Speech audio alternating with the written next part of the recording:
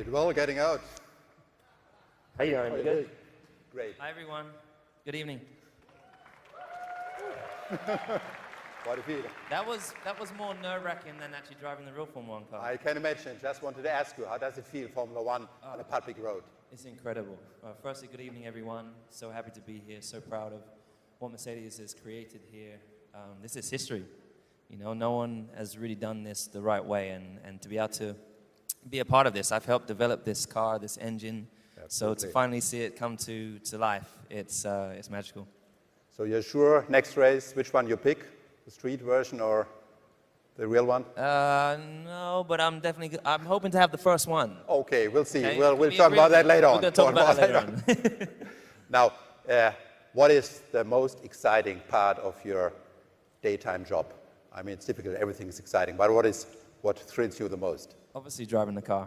The car is, I mean, just now, starting up the car. When I get to the track and I'm in the garage, I've got my suit on, my helmet, earplugs in, and I sit up, and the guy ahead of me gives the guy behind, which starts up the engine, the go-ahead.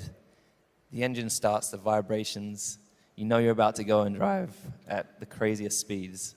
And I can't help but have a grin on my face. So, and as soon as I leave the garage and drive down the pit lane, I have the biggest giggle like a kid. So yeah, that is it.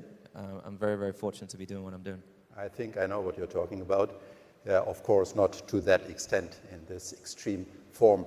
I mean, timing is everything, and you obviously know that. How does it feel just for the Frankfurt Motor Show to be #1 again? It feels amazing. The crazy thing is, I was here, I think, many, many years ago with you. I know. When I was in Formula 3, I believe. So I've been Mercedes-powered since I was, 18 years old. So it's a long, long journey together.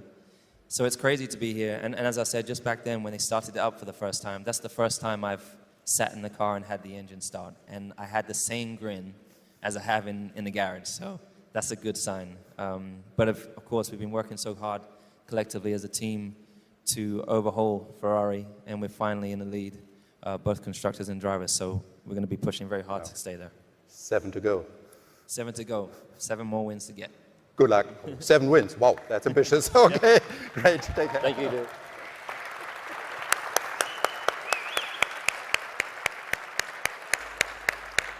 Thank you, Luis. What you can see here is the incredibly good-looking concept of real racetrack performance for public roads, mind you. And there's even enough space for a co-driver, male as well as female. The AMG Project One is not only a homage to the motorsport tradition of Mercedes, quite the contrary. It is an outlook for the future of AMG, because AMG has always pursued the goal of ultimate performance. And this performance does not depend on petrol. This is why the future of AMG, the performance brand, also lies in hybridization and electrification. And this show car points us in the right direction. Since the start of this project, I've come to understand even better why such a car is called hypercar. Because in 40 years, I haven't experienced such a hype about a Mercedes as the hype about this one in our company. Last autumn at the Paris car show, we only presented a vague silhouette. However, the next morning already, people called AMG to order such a car. And since then, the telephone in Affalterbach has virtually not stopped ringing.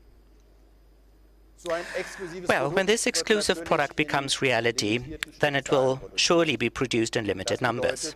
This means that we will have to make some car lovers sad, whereas some, few, will burst with happiness, I believe. But be it as it may, the car industry is an industry full of emotions. And this is exactly what makes it so fascinating for me.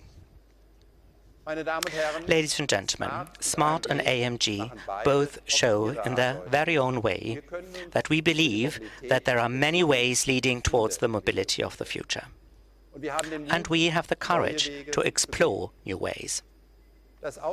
For most of us, a car has always been more than just a means to get from A to B. It stands for freedom and personal independence. The paradox here is that the amazing success of the car is at the same time its biggest problem. The roads in cities get ever more crowded, oil and other resources get scarcer, and availability becomes more important than ownership. This is why our most important task now goes far beyond reinventing the car. It is about redefining our notion of personal independence. Another possibility is to virtually lift the car to the next level, into the third dimension. This dimension we find exciting too. This is why we have invested in the startup company that is behind the autonomously flying Volocopter. And this example too goes to show that you don't create innovations by turning back time or by sealing yourself off. Both with the Smart and the hypercar, we have given you two examples tonight that clearly emphasize the following. It is for the customer to choose, and even more so in the future than today. For more examples, please join us at the Mercedes-Benz and Smart press conference tomorrow morning at 9:35 a.m. Thank you ever so much for being here, and the best of success for the IAA 2017.